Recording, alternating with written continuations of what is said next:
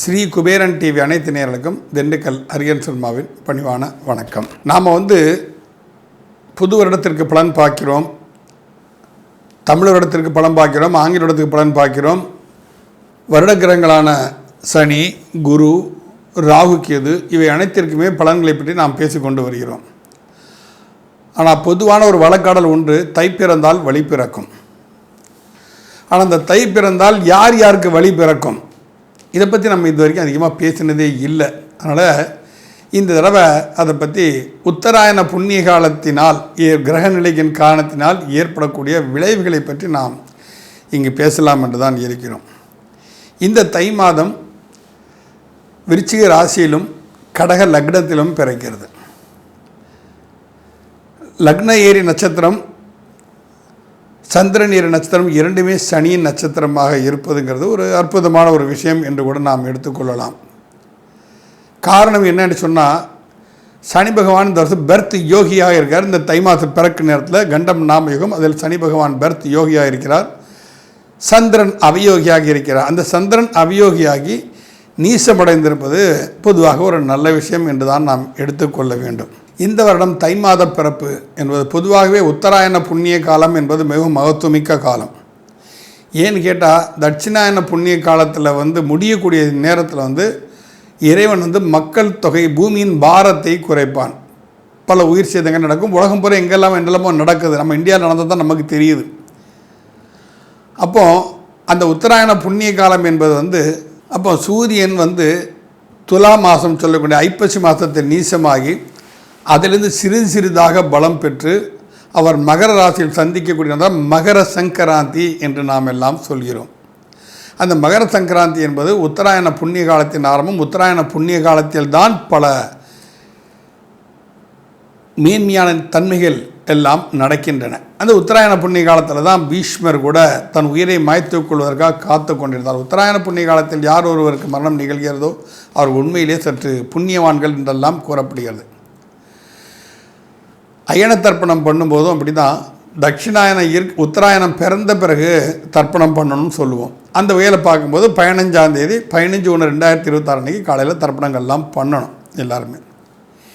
இப்படி இந்த உத்தராயண புண்ணிய காலம் பிறக்கக்கூடிய காலகட்டத்தில் சிம்மத்தில் கேது, விருச்சிகத்தில் சந்திரன், தனுசில் புதன், செவ்வாய், மாந்தி, மகரத்தில் சூரியன், சுக்கிரன், கும்பத்தில் ராகு, மீனத்தை சனி, மிதுனத்தில் குரு, இந்த தன்மையில் இந்த உத்தராயண புண்ணிய காலம் பிறக்கிறது.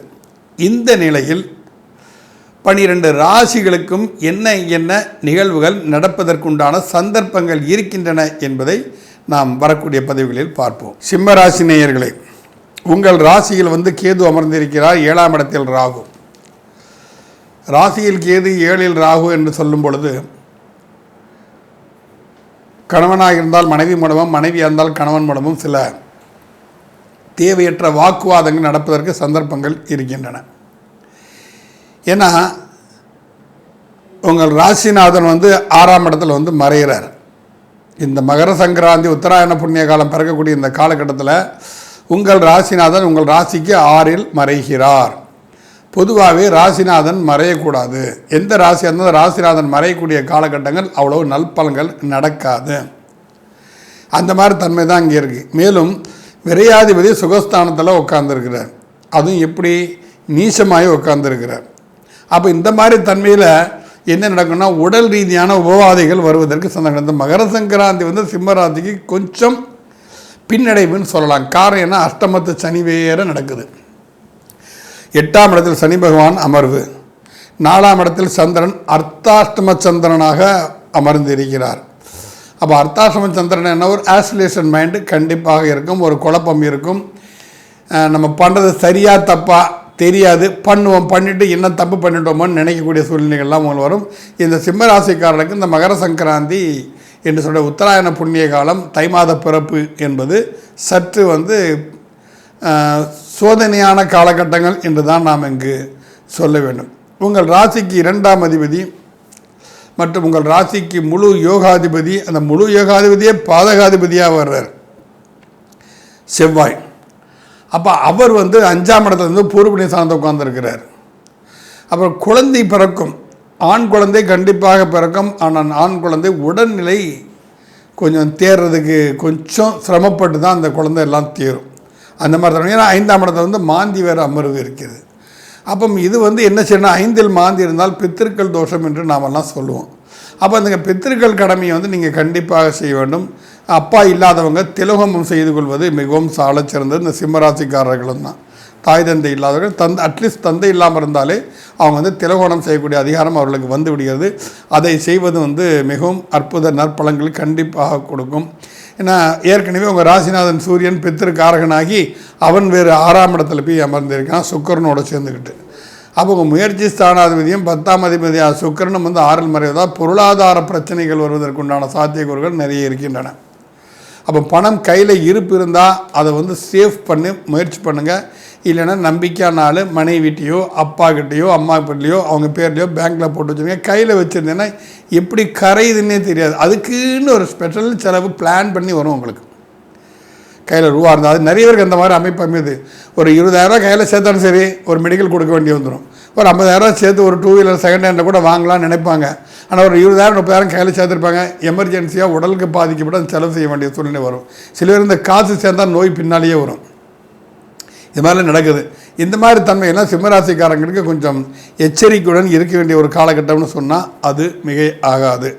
அப்போ 5ஆம் இடத்தில் இருக்கக்கூடிய புதன் செவ்வாய், புதனும் செவ்வாய் சேரும்போது என்ன ஆகுது அப்படின்னு சொன்னால், ஒன்று இதை செய்யாதன்னு புத்தி சொல்லும், ஆனால் வேகம் வந்து செய்யின்னு சொல்லும். எதை செய்வீங்க நீங்கள்? போதாக்குறைக்கு மத்தியில் வந்து மாந்தி வேறு அமர்ந்துக்கிட்டு உங்களை வந்து படாத பாடுபடுத்திகிட்டு இருக்கிறான். அப்போ அந்த மாந்தி எதில் உட்காந்துருக்கான்? கேதுவோட நட்சத்திரத்தில் உட்காந்துருக்கான். இப்போ கேதுங்கிறது யார் அப்படின்னு சொன்னால் உங்கள் ராசிலேயே உட்காந்துருக்கான் கேது. கொஞ்சம் சிம்மராசிக்கு வந்து இது ஒரு இந்த மகர சங்கராந்தி வந்து எச்சரிக்கையாக இருக்க வேண்டிய ஒரு காலகட்டம் சொன்னால் மிகை ஆகாது. ஆனால் அதே சமயத்தில் பஞ்சமாதிபதி என்று சொல்லக்கூடிய அந்த குரு பகவான் வந்து உங்கள் 5ஆம் இடத்தை பார்ப்பது சற்று விசேஷமான ஒரு விஷயம். 3ஆம் இடத்தை பார்ப்போம். முயற்சியில் பின்வாங்க மாட்டீங்க, முயற்சி செய்வீங்க.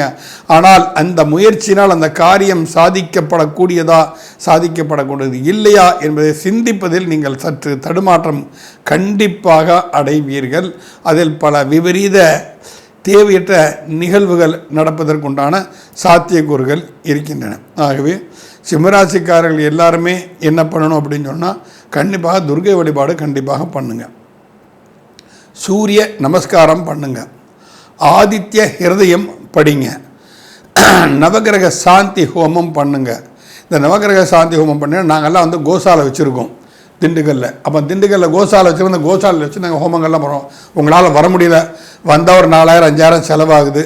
அது இன்னொரு 5,000 10,000 சேர்த்தோன்னா ஒரு 15,000 நம்ம அந்த ஹோமத்தை நம்மளே பண்ணி விட்டுருவோம். பண்ணிவிட்டு வீடியோலாம் அனுப்பி வைப்போம். அதெல்லாம் பண்ணிகிட்டு இருக்கோம். இவங்க வர முடியாத சூழ்நிலையில் இருக்கக்கூடிய பட்சத்தில் லீவு போடணும், 2 நாள் வேலையை விடணும், வியாபாரத்தை விடணுங்கிற சமயத்துக்கெல்லாம் நாங்கள் பண்ணிகிட்ருக்கோம். அதை வந்து நீங்கள் வந்து எங்களை காண்டாக்ட் பண்ணிங்க அப்படின்னு சொன்னால் அதுக்கு என்ன வேணுமோ அதை நாங்கள் வந்து சொல்லுவோம். அது நீங்கள் இன்பாக்ஸில் எங்களை காண்டாக்ட் பண்ணுங்கள். அப்புறம் ஆதித்ய ஹிருதயம் கண்டிப்பாக படிங்க. சூரியனுக்கு உண்டான ஹோமங்கள் பண்ணுவதனால், அதுவும் கோதுமை தானியத்தோடு அந்த ஹோமங்கள் பண்ணுவதனால் சூரியன் உங்கள் ராசியாதிபதி பலப்படுவான். ராசியாதிபதி பலப்பட்டாலே ஆரோக்கியம் மேன்மையோரும், அதன் மூலம் மற்ற விஷயங்களும் உங்களுக்கு பாதுகாக்கப்படும். மீண்டும் அடுத்த கன்னிராசியில் சந்திப்போம். நன்றி, வணக்கம். ஸ்ரீ குபேரன் டிவியை பார்த்தமைக்கு நன்றிகள். மேலும் இது போன்ற தகவல்களை தெரிந்து கொள்ள ஸ்ரீ குபேரன் டிவியை சப்ஸ்கிரைப் செய்யுங்கள். மறக்காமல் பெல் ஐக்கானை கிளிக் செய்யுங்கள்.